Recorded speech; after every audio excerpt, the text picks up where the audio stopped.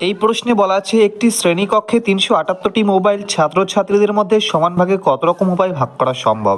একটা শ্রেণীকক্ষে ৩৭৮টি মোবাইল নিয়ে যাওয়া হয়েছে, তো সেখানে এই ৩৭৮টি মোবাইল ছাত্রছাত্রীদের মধ্যে কত রকম উপায়ে ভাগ করা যাবে। যদি ৩৭৮ জন থাকে তাহলে সবাইকে একটা করে দেওয়া যাবে, তাহলে এটা একটা উপায়। ৩৭৮-এর যদি অর্ধেক ব্যক্তি হয় তাহলে সবাইকে দুটো করে দেওয়া যাবে, এটা একটা উপায়।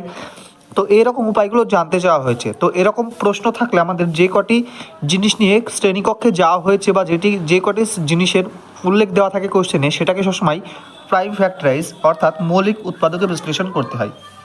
তাহলে ৩৭৮কে মৌলিক উৎপাদকে বিশ্লেষণ করে আমরা কি পাই?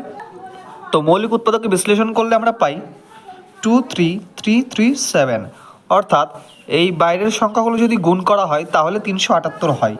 তাহলে মৌলিক উৎপাদকে বিশ্লেষণ করেছি, এবার আমরা লিখি যে 2 কটি পেয়েছি, এখানে 2 একটি পেয়েছি, তাহলে 2 এর পাওয়ার কত 1 গুণ 3 কটি পেয়েছি, 3 এর পাওয়ার পেয়েছি 3টি গুণ 7 এর পাওয়ার কত 7 পেয়েছি একটা, তাই 7 এর পাওয়ার 1।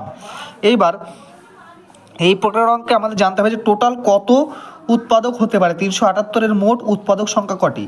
তো মোট উৎপাদক সংখ্যা বের করতে হয় যে এইরকমভাবে সাজিয়ে পাওয়ারগুলোর সাথে সবসময় 1 যোগ করতে হয়। তাহলে উপরে পাওয়ার কত পেয়েছি 1, 2 এর পাওয়ার 1 পেয়েছি, 1-এর সাথে 1 যোগ করলাম, গুণ 3 এর পাওয়ার পেয়েছি 3, তাহলে এই পাওয়ারের সাথে 1 যোগ করে দিলাম।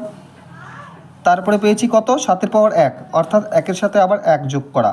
তো প্রত্যেকটা পাওয়ারের সাথে 1 যোগ করে 2 গুণ 4 গুণ 2, তো 4 দুগুণে 8, 8 দুগুণে 16, অর্থাৎ ৩৭৮-এর মোট 16টি ফ্যাক্টর আছে।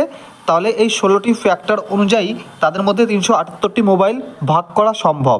তাহলে এই প্রশ্নের উত্তর হয়ে যাবে 16।